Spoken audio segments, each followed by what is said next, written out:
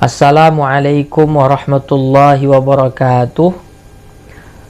Sahabat-sahabat Malimudo di mana saja berada, kita selalu berdoa semoga Allah selalu menjaga negara kita, negara kesatuan Republik Indonesia, agar kita selalu nyaman dan aman di dalam melaksanakan segala aktivitas.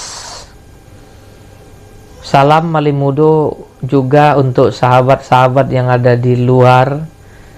Saya lihat ada yang dari Hong Kong, ada yang dari Malaysia dan lain sebagainya. Semoga sehat selalu, amin ya rabbal alamin.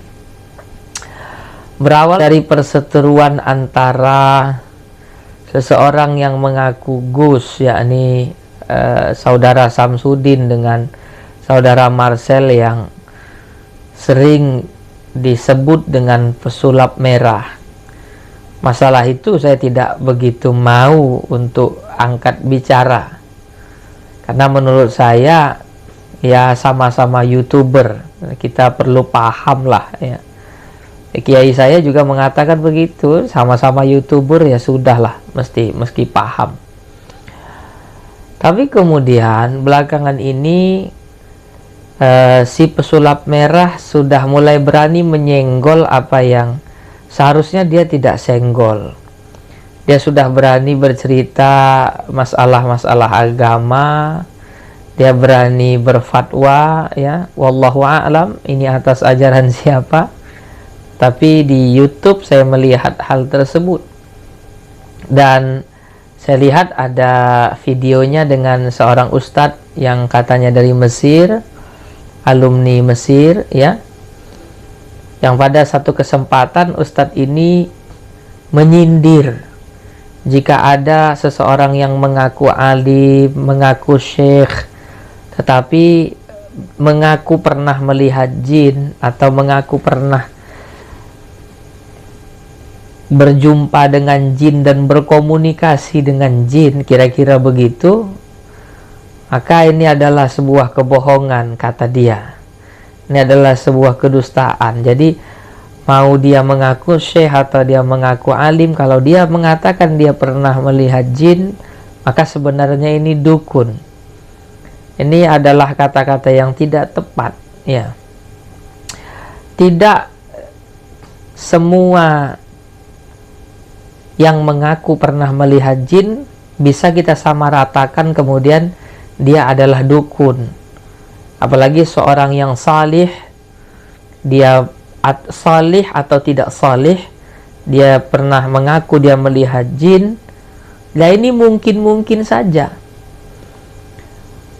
Sebagaimana yang difatwakan oleh Syekh Ibnu Taimiyah di dalam kitab fatwanya pada juz 15, kira-kira halaman 7, Syekh Ibnu Taimiyah mengatakan bahwa orang yang tidak soleh atau orang yang soleh bisa saja melihat jin, tetapi tidak dalam tiap keadaan.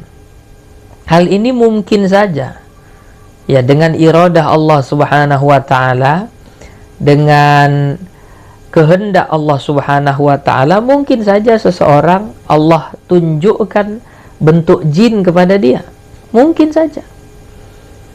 Dan yang lucunya, pada di lain kesempatan justru ustadz yang katanya dari Mesir ini mengaku bisa melihat jin dari garis tangannya seseorang. Di satu sisi dia mengatakan jangan percaya orang yang mengaku bisa melihat jin, di sisi lain dia mengatakan bahwa dia bisa melihat jin dari garis tangannya seseorang. Ada yang mengikut begitu daripada ilmu-ilmu hitam. Nah ini kan lucu. Satu sisi dia mengatakan tidak ada, tetapi di sisi yang lain dia mengakui. Bagaimana kemudian pendapat para ulama? Apakah seseorang bisa melihat jin atau tidak? Kemudian ustadz ini mengungkapkan pernyataan Imam Syafi'i yang dia pahami sendiri tanpa ada pemahaman dari para ulama mazhab Syafi'i. Ya saya tidak tahu ustadz ini mazhabnya apa, tapi dia mencoba memahami pendapat Imam Asy-Syafi'i melalui pemikirannya sendiri tanpa didasari dengan komentar para ulama terhadap kaulnya Imam Syafi'i. Berbicara soal apakah manusia itu bisa berkomunikasi dengan jin atau tidak, kalau kita melihat pendapat ulama-ulama Ahlus Sunnah wal Jamaah, maka mayoritas ulama Ahlus Sunnah wal Jamaah mengatakan bahwa manusia itu bisa melihat jin dengan iradah, dengan kehendak Allah Subhanahu wa Ta'ala. Ini bukanlah hal yang mustahil. Dari mana kita tahu? Dari kejadian-kejadian masa lalu. Contohnya apa yang terjadi kepada Nabi Sulaiman alaihissalam.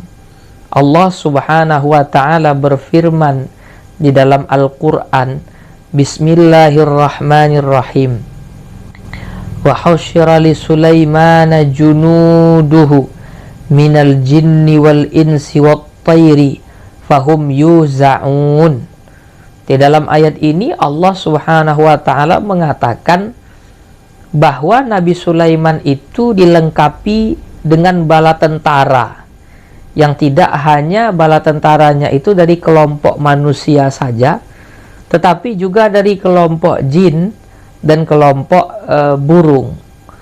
Jadi tentara-tentaranya Nabi Sulaiman alaihissalam itu bukan manusia saja, tapi kelompok jin juga menjadi tentaranya Nabi Sulaiman alaihissalam. Jika kemudian Nabi Sulaiman dilengkapi dengan bala tentara dari kelompok jin, maka tidak mungkin tidak terjadi percakapan, tidak terjadi komunikasi antara Nabi Sulaiman dengan bangsa jin. Ditambah lagi pada ayat-ayat yang lain, Allah mengatakan bahwa bangsa jin juga membantu pembangunan daripada bangunan-bangunan yang diperintahkan oleh Nabi Sulaiman alaihissalam. Ya, kira-kira menjadi tukang lah begitu. Ya, menjadi tukangnya Nabi Sulaiman alaihissalam. Tidaklah mungkin bangsa jin yang menjadi tentara, menjadi tukangnya Nabi Sulaiman alaihissalam itu tidak berkomunikasi dengan Nabi Sulaiman alaihissalam. Pasti ada komunikasi. Pasti Nabi Sulaiman melihat bangsa jin. Ini menunjukkan bahwa ada manusia yang Allah kehendaki ia bisa melihat bangsa jin. Lah itu kan dari bangsa, itu kan nabi ya. Nabi juga manusia. Apa ada yang bukan nabi? Ada. Di dalam hadis Sahih Bukhari pernah diriwayatkan Abu Hurairah ketika diperintahkan oleh Nabi Muhammad SAW untuk menjaga zakat Ramadan. Ketika Nabi Sulaiman menjaga zakat Ramadan, maka benda-benda zakat, harta-harta zakat itu ingin dicuri. Ingin dicuri oleh seseorang, kemudian Abu Hurairah menangkapnya dan berjanji akan melaporkan ini kepada Nabi Muhammad SAW. Tetapi kemudian dia minta dilepaskan dan dia mengatakan agar Abu Hurairah membaca ayat kursi agar mendapat penjagaan dari Allah Subhanahu wa Ta'ala. Ketika Abu Hurairah melaporkan ini kepada Nabi Muhammad SAW, Nabi Muhammad mengatakan bahwa apa yang dikatakan oleh dia itu benar, tetapi dia adalah seorang pembohong. Kata Nabi, dia adalah syaitan, dia adalah jin, ya, yang ingin mengambil daripada harta zakat yang dijaga oleh Abu Hurairah.